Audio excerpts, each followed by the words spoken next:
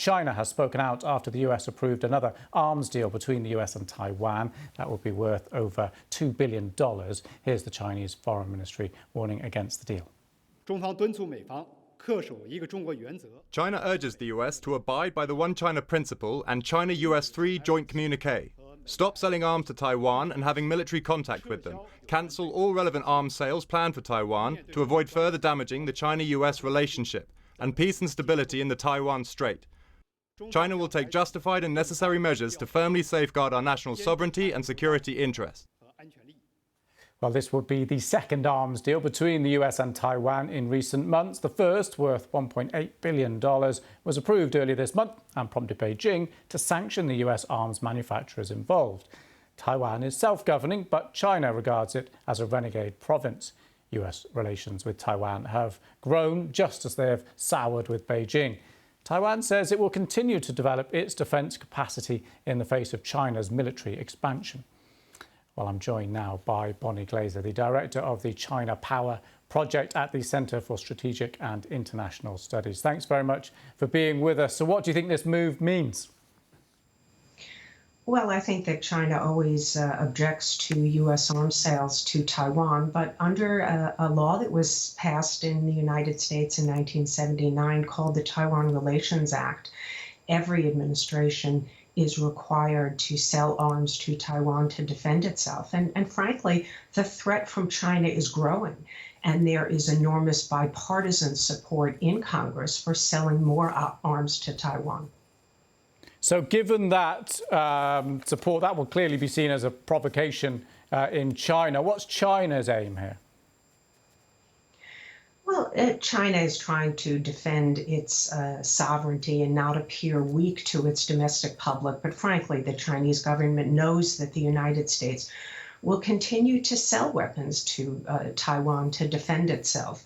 This particular time, China has threatened to impose sanctions. This is the third or fourth time that China has threatened to impose sanctions on U.S. companies. But frankly, most of these companies are not selling, of course, arms to Beijing, and they're not even doing much commercial business with China. It was quite notable, in fact, that China only said that it would sanction Boeing's defense unit and not the commercial side of the company. So it looks like China is keeping its own interests at the forefront of its mind. Now, that's interesting. And I want to get into the detail of the weapons themselves. What's going on there? Well, the United States has actually sold some offensive capabilities this time around, which is somewhat of a departure from the past. For example, standoff land attack missiles, high mobile artillery rocket systems. These provide Taiwan with counter-strike missile force, which they can use to hit ports, airfields on China's coast, which would degrade the PLA's ability to conduct operations against Taiwan. So they would only be used to retaliate, to slow down an attack. There's also in this new weapons package coastal defense cruise missiles, which are a real game changer. They can be mounted on trucks, they can scoot and shoot, and they can try and hit at amphibious landing vehicles, other transport vehicles that are trying to move large numbers of troops to invade Taiwan. So they're to prevent the PLA from landing on the beach.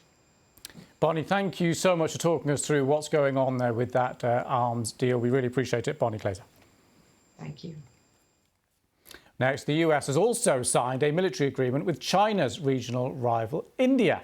India and the US have agreed to share sensitive satellite data. This is all against a backdrop of India's military standoff with China in the Himalayan region of Ladakh.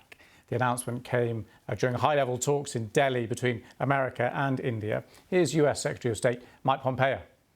Our leaders and our citizens see with increasing clarity that the CCP is no friend to democracy, the rule of law, transparency, nor to freedom of navigation, the foundation of a free and open and prosperous Indo-Pacific.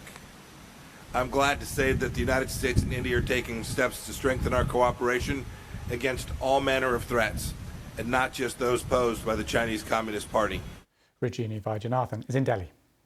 Well, the deal that was done today between India and the US, the Basic Exchange Cooperation Agreement, is certainly seen as something that will strengthen ties between India and the US because it allows them to share information when it comes to maps and geospatial data, when it comes to military operations. So that's seen as a huge boost. But the wider context of this visit, where you have two leading US cabinet ministers, is all about countering China's growing influence in the region. I mean, just think about it. You've got the US Secretary of State, Mike Pompeo, you've got the US Secretary of Defense, Mike Esper, who are flying halfway across the world during a pandemic, a week before a presidential election, for these talks. And that just shows you how important this is to the administration.